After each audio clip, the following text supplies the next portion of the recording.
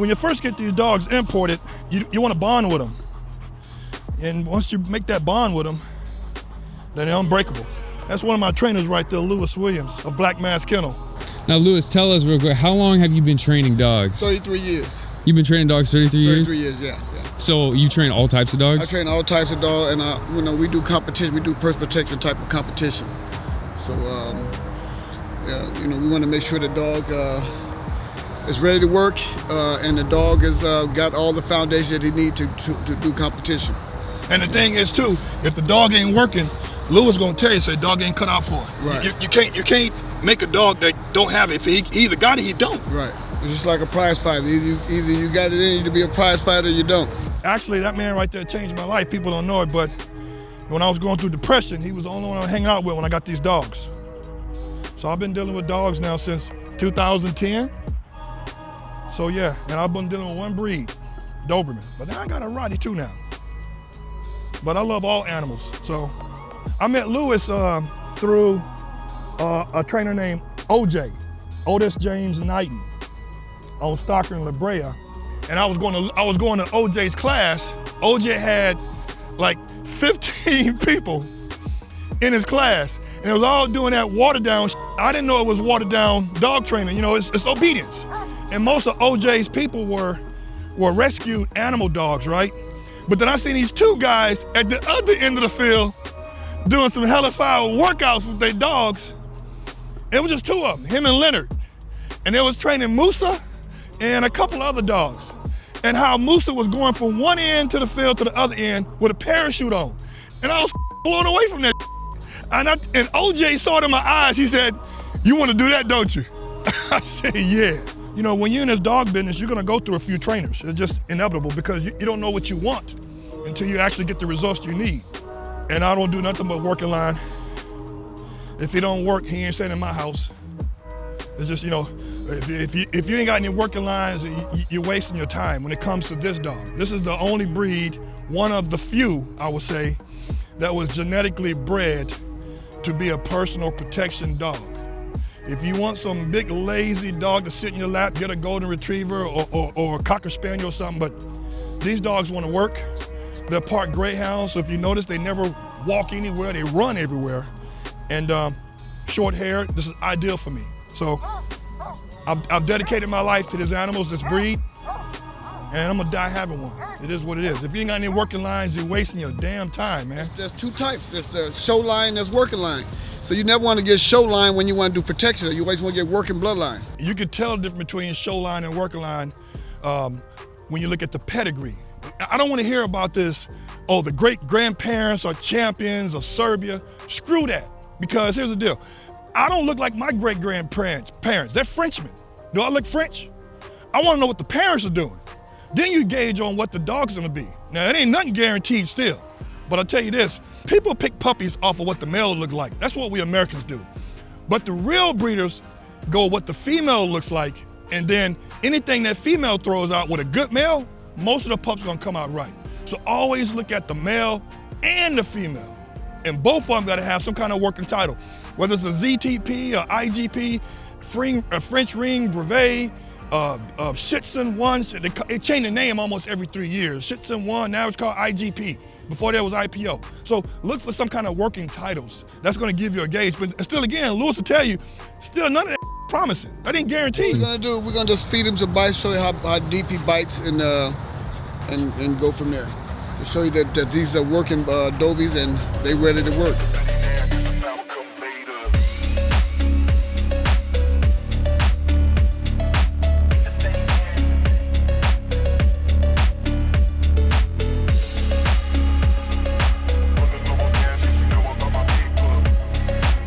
Tommy right here, Tommy Lil Nazi. The European boy, the brown boy. Everybody knows this boy right here.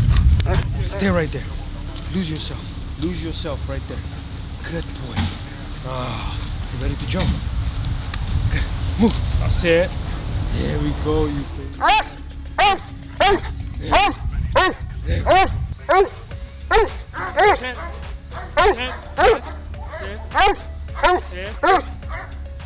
There's our old boy Tommy right here, baby boy.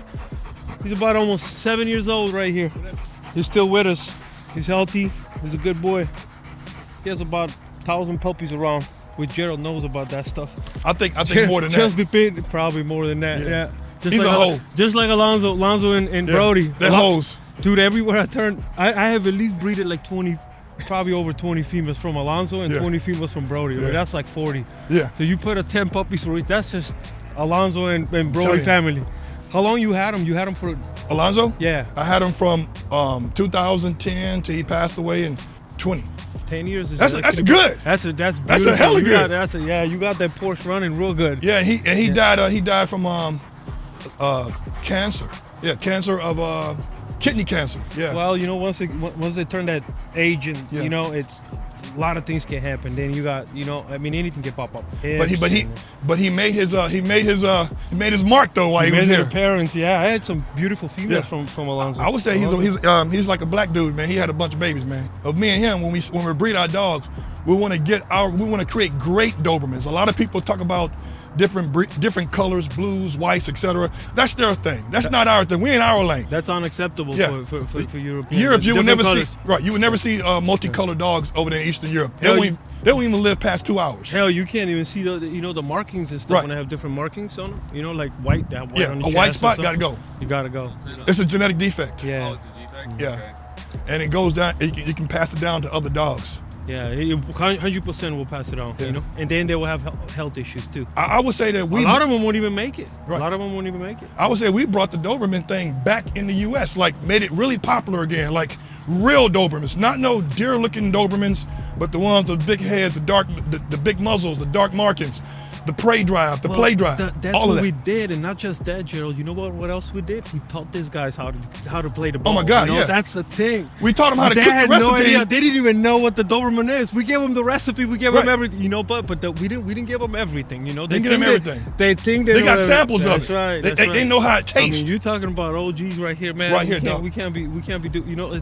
But we did teach them a lot, you know. So now they're getting, you know what they do? Take the shirt off and stuff, take the pictures and stuff, and sit. You know, that's all they do. Have a couple of dogs and you know. Listen, when my dog has puppies, I'm like Callie. That's what I'm telling you. Yeah, I can't enjoy more than any. I love the Dobies, man. I love the elegancy and stuff. You know. Now, one thing I'm want to say about these Dobies, they go straight for the head. Like a lot of people don't understand, but I have a lot of cases and stuff when the Dobies bite. They don't bite.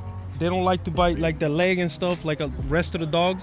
What they do, they bite the neck. They go for the neck. So if they don't like you, if they don't like anybody else, just you gotta watch your head. You know. They usually bite from the front. What Lewis does, teach them how to bite from the back. That's where the power is. That's where you get the strength. The front teeth are for grabbing. The back teeth is for pressure. That's where they ain't letting go. I'm not a dog trainer. I don't pretend to be one. I just work. I'm in a club. He's the trainer.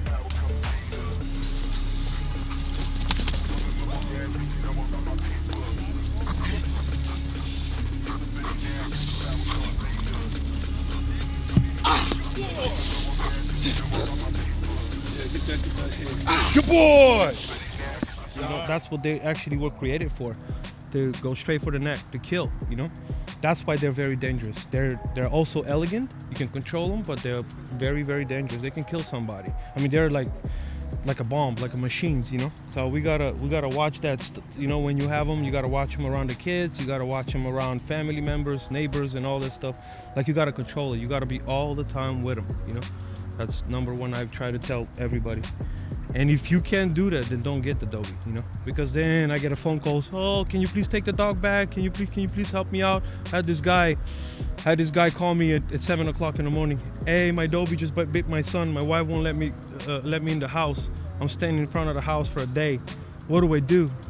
Can you please come and help me out and get the dog? You see, I don't want to go through that stuff, you know? If you're not ready, you gotta be strong. You gotta have strong personality for this dog. If you're not ready for that, please do not get it. Just because you want to look cool, you know? That's the biggest mistake people make right there. They get them, oh, I'm gonna be cool, I have a Dobie, and then all of a sudden, boom, something happened. It bit my wife. Well, he was giving you signs the whole time that he was gonna bite your wife. You just didn't see it.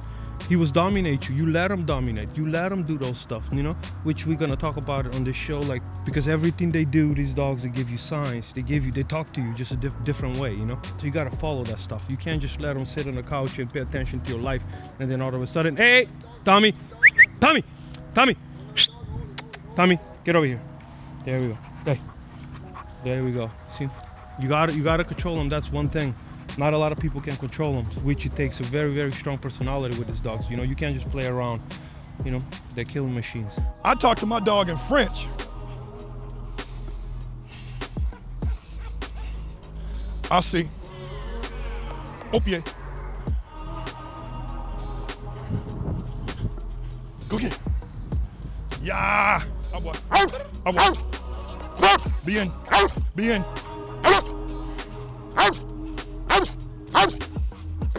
OPA, OPA, OPA, OPA,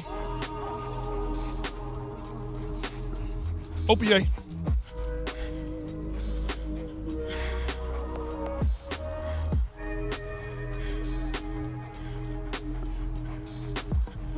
OPA. I see.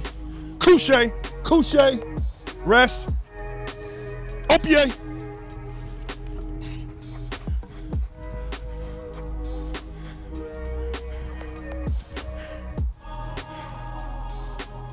Yeah, I don't want everybody controlling my dog.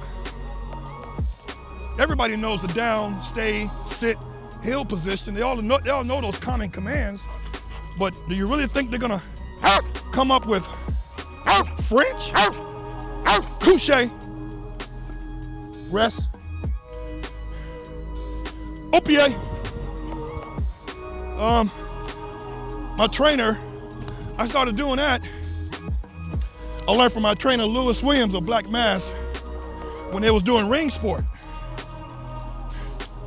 And good boy, voila. And it was so much to me, it's a sexy language, but also it's easy to learn. And it's just different. I'm all about being different. Oh boy. Quiet. If I'm gonna work him out, put him on a parachute, work him out, make him run about 1 mile in less than 7 minutes or whatever. If I don't do treadmill at home, he has his own treadmill. We gotta be out of this park by sundown because coyotes come out. There's still coyotes back here. They walk around in packs. I'm not worried about him getting ate up by a coyote because I'm sure he'll kill one, but it's just the rabies and then the aftercare. It's all BS, and I don't want to be involved with that. So to keep my dog out of harm's way, I get out of that limelight. We're coming out, we're dropping knowledge, guys. Everything we do is not from Google. We don't get from Google. We get it from personal experience.